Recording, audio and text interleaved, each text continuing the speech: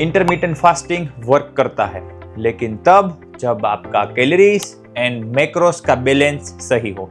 बहुत से लोग इंटरमिटेंट फास्टिंग में फेल हो जाते हैं क्योंकि वो लोग स्टेप्स स्किप कर देते हैं। आज मैं आपको 8 स्टेप बताने वाला हूँ, पूरी सिस्टम बताने वाला हूँ ताकि आप अपना पर्सनलाइज इंटरमिटेंट फास्टिंग प्रोग्राम बना सको। तो वीडियो के एंड तक बने रहिए ताकि आपको पता चले कि आपको फैट लॉस करना है तो कैसा डाइट होना चाहिए, अगर मसल गेन करना है तो कैसा होना चाहिए। तो चलिए शुरू करते हैं। Hello, welcome back to gym science, smart train don't drain. Intermittent fasting series का ये 5th एपिसोड है और 5th एपिसोड का पार्ट 1। ये पार्ट 1 में हम कवर करेंगे पहले 5 पॉइंट, जिसमें आप सीख पाओगे कि इंटरमिटेंट फास्टिंग हम कैसे पर्सनलाइज बना सकते हैं। बाकी के 3 पॉइंट हम नेक्स्ट पार्ट में कवर करेंगे। चैनल को सब्सक्राइब करो एंड बेल आइकन को प्रेस करो ताकि जब नेक्स्ट वीडियो आए तब आपको नोटिफिकेशन मिले। तो चलिए शुरू करते हैं। Step 1, calculate your basal metabolic rate यानी BMR। सबसे पहले हमारा BMR निकालना है। ये वो कैलोरीज है जो तुम्हारा बॉडी रेस्ट में बर्न करता है। उसका फॉर्मूला क्या है?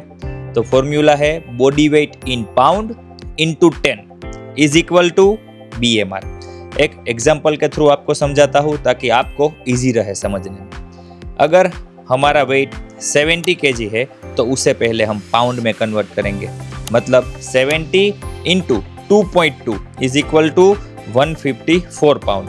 जब केजी को 2.2 के साथ मल्टीप्लाई करते हैं तब पाउंड में वेट आ जाता है। अब उसके इक्वेशन में ये डिजिट्स को अप्लाई करते हैं, मतलब 154 into 10 is equal to 1540 calories, जो हमारा BMR है। मतलब अगर हम पूरा दिन सिर्फ बेड पे ही बैठे रहे फिर भी हमारी बॉडी 1540 कैलोरीज कंज्यूम करेगी। एक प्रैक्टिकल एग्जांपल के थ्रू मैं आपको समझाता हूँ। अगर आपका मोबाइल सिर्फ स्टैंड बाय मोड पे भी छोड़ दो फिर भी उसकी बैटरी ड्रेन होती है, वैसे ही हमारी बॉडी का जो BMR है वो हमारा स्टैंड बाय बैटरी ड्रेन है।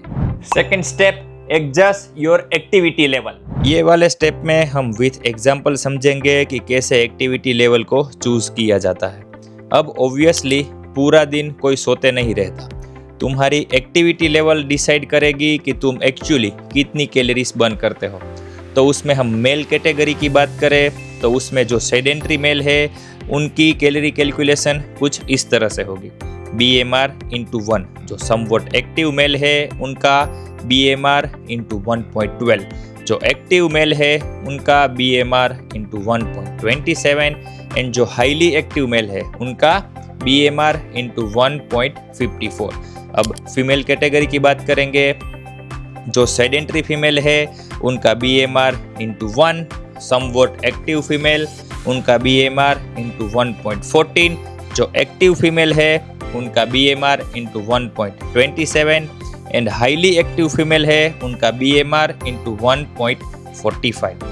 मान लो तुम एक IT जॉब करते हो, मोस्टली सिटिंग, और जिम सिर्फ वीक में 3 दिन करते हो, तो तुम समवॉट एक्टिव कैटेगरी में आते हो। अगर तुम्हारा BMR 1700 है तो 1700 into 1.12 is equal to 1904 calories per day. अगर तुम डिलीवरी बॉय हो या जिम ट्रेनर हो तो दिन भर एक्टिव रहते हो, मतलब एक्टिव कैटेगरी में आते हो। अगर तुम्हारा BMR 1700 है तो 1700 into 1.27 is equal to 2159 calories per day. Third step, decide your goal, calorie surplus या फिर डेफिसिट। अब आता है सबसे बड़ा डिसीजन, आपको मसल गेन करना है या फैट लॉस। अगर आपको मसल गेन करना है तो आपकी जो मेंटेनेंस कैलोरी है उनको 15% इंक्रीज कर दो। मतलब आपकी मेंटेनेंस कैलोरी 2000 है तो उनको 1.15 से मल्टीप्लाई करो तो आंसर आएगा 2300 कैलोरीज। उसका मतलब है कि आपको पूरे दिन में 2300 कैलोरीज कंज्यूम करनी है। अगर आपका गोल फैट लॉस है तो कैलोरी डेफिसिट करना पड़ेगा, जो डिपेंड्स करता है आपकी बॉडी फैट परसेंटेज के ऊपर, जो हम जानेंगे नेक्स्ट स्टेप में।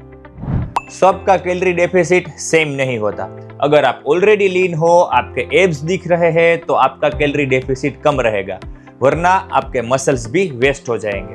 अगर आप ओवरवेट हो तो आपका कैलोरी डेफिसिट ज्यादा रहेगा। ये चार्ट के हिसाब से आपको अपना कैलोरी डेफिसिट परसेंटेज चूज करना है।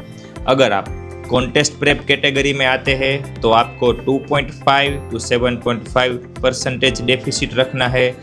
एथलेटिक्स कैटेगरी में आते हो तो 5 to 20% डेफिसिट रखना है। एवरेज कैटेगरी में हो तो 20 to 30% डेफिसिट रखना है। अगर आप ओवरवेट हो तो आपको 30 to 40% डेफिसिट रखना है, और आप ओबीज हो तो 40 to 50% डेफिसिट रखना है। एक एग्जाम्पल के थ्रू मैं आपको समझाऊंगा कि रवि एक कॉलेज स्टूडेंट है, उसका बॉडी फैट परसेंटेज 18% है, उनका मेंटेनेंस कैलोरी 2300 है, वो एवरेज कैटेगरी में आता है। अगर वो 25% डेफिसिट चूज करता है तो 2300 into 0.75 is equal to 1725 calories उसको पूरे दिन में कंज्यूम करनी है। एक दूसरा एग्जांपल आपको बताता हूँ। प्रिया एक वर्किंग वुमन है, उसका बॉडी फैट परसेंटेज 35% है, उनका मेंटेनेंस कैलोरी 2000 कैलोरीज है, वो ओवरवेट कैटेगरी में आती है। अगर वो 35% डेफिसिट चूज करती है तो 2000 into 0.65 is equal to 1300 calories per day.